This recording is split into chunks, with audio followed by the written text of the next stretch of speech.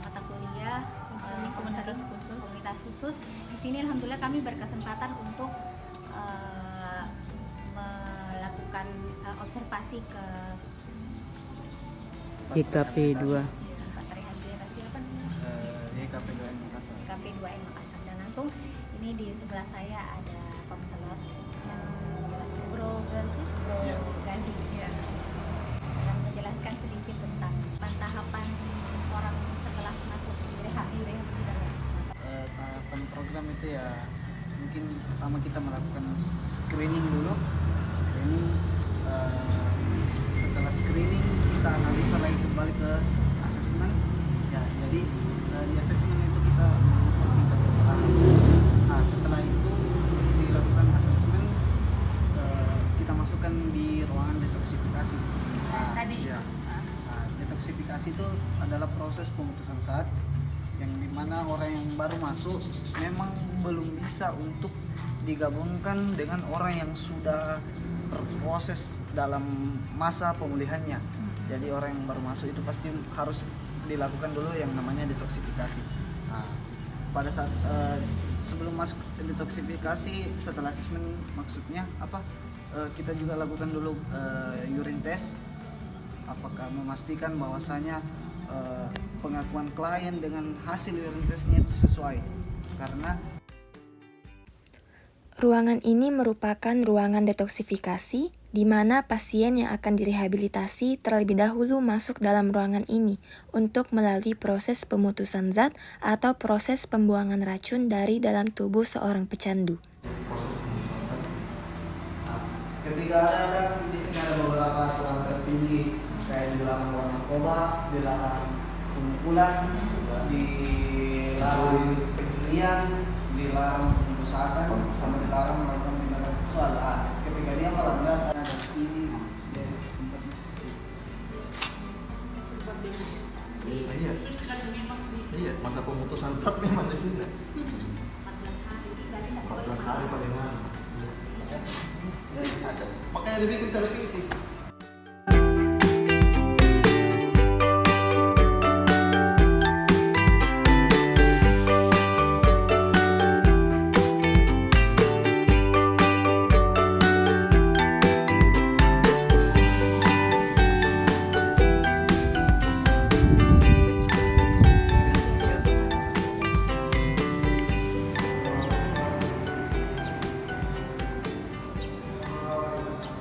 Kalau konseling itu yang waktu pertama di sini saya pegang klien itu kan dulu masih bisa istilahnya penitipan dari dinas sosial, dari satpol. Kebetulan itu hari saya pegang klien dari titipan dari dinas sosial dan penerimaan dirinya itu belum ada di lembaga ini.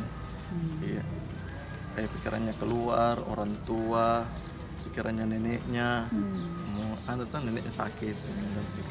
Jadi pendekatan awal berbicara apa maunya, apa anunya, keinginannya begitu. Tapi dasar orangnya memang keras kepala. Nggak mau dibilang. Iya, nggak mau dibilang. Sudah berapa kali sih mau melarikan diri. Tapi baru ucapan, belum tindakan. Baru Iya, ucapannya. Iya. Berarti itu dari ucapannya itu saya kasih masuk di detox lagi, ada detox samping ini yang di depan tempat tidurnya anak tadi yang hitam. Oh iya. Ya. Sebelumnya untuk gabung ke sini itu memang ke detox dulu. Detox itu supaya dia pembelajaran diri. Iya, diakui apa semua punya kesalahannya, nyadar tapi nasibnya apanya. Masih diulangi, kita kasih masuk sel, ada sel mir. Kalau baru masuk di sini tuh awal dulu di screening awal tentang pemakaiannya. Jadi kita lihat di sini tahap parahnya itu klien. Jadi seberapa parah itu klien, jadi nanti kita masukkan di detox berapa hari. Makin parah itu klien, makin lama dia di detox. Iya, begitu namanya. Kan biasa ada namanya istilahnya sako.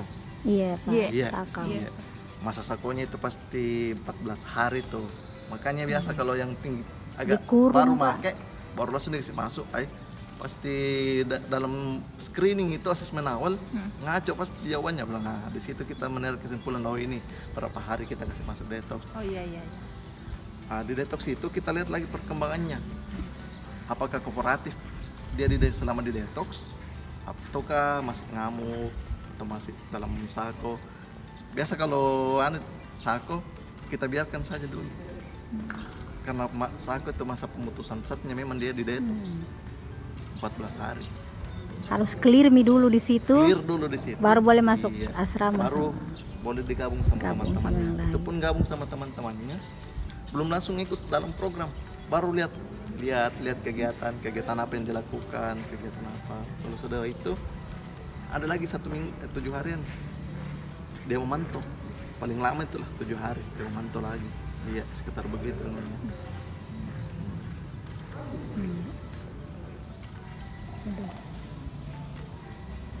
Mau makan sosis. Iya. Persiapan makan itu. Nah itu yang satu Pak, yang satu bagaimana cara ibadah? Inilah mau masuk ke ruangan.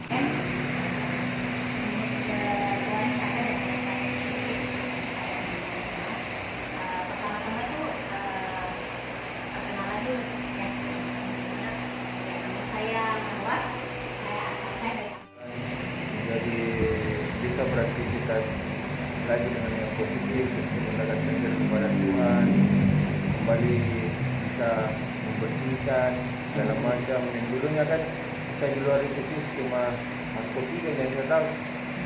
Narkoba aja memang. Yang ada di pikiran itu bau tidur itu narkoba. Jadi circle itu cuma segitiga gitu.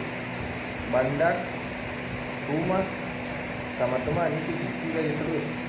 Kita jadi keliling, tidak tahu yang namanya pekerjaan, tidak tahu yang namanya apa. Alhamdulillah kita yang di luar saya tidak tahu bagaimana cara mendekatkan diri kepada Tuhan. Kita sudah kembali bisa beraktivitas yang positif seperti membersihkan, memasak, mendekatkan diri kepada Tuhan. Jadi di sini perasaan sudah enak. Jadi kita sudah bisa merori kesalahan-kesalahan di luar di sini. Jadi ya di sini saya cuma bisa berniat berusaha untuk menjadi lebih baik.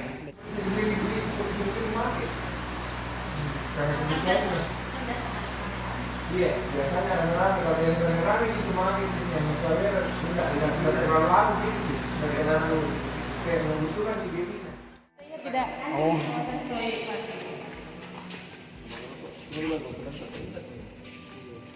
Oke.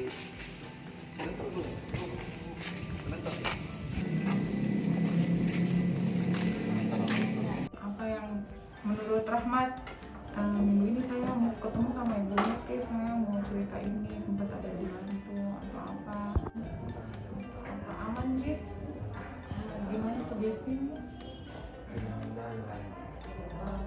biar ada korek-korek itu, ada sugestinya nggak itu? Nggak ada sih. Jadi itu dikorek sama kalau misalnya muncul lagi sugesti kayak gini, itu pertama yang aku bilang kalau saya lihat korek itu apalagi cuma korek aja yang pipet. Dan bagaimana caranya untuk misalnya ada sugesti gitu langsung lihat pipet atau korek kayak keingat lagi sama itu, bagaimana caramu untuk biar sugesti itu tidak muncul kembali, tidak ada lagi gitu, bagaimana caramu mengalihkan itu? Baru pertama kali ketemu sama kau, sudah ada yang ingat bilang dirimu mau berubah, tinggal dari rahmatnya saja.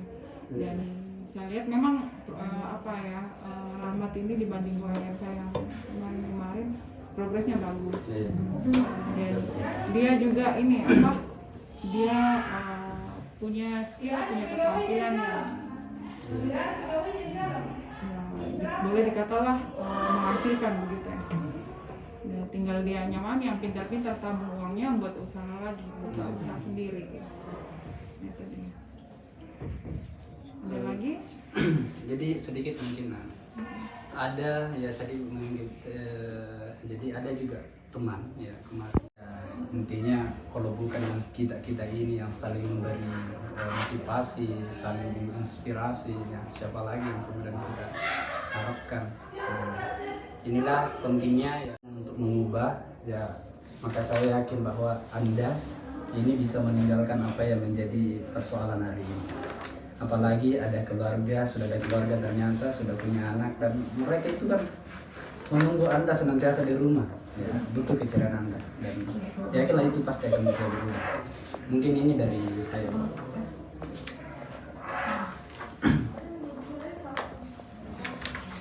Apalagi? Lagi Kak. Dari saya mungkin sedikit kayak sudah kayak ada perasaan hadir di sini tuh untuk ikut pembinaan dari ibu itu sudah suatu usaha. Artinya dari dalam diri sendiri bilang saya mau berubah, tinggal dipertahankan begitu.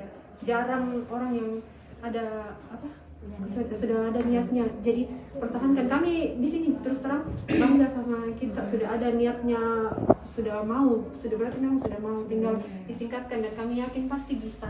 Apalagi support dari keluarga juga luar biasa, pasti bisa. Sayang Dek, selamat Dek.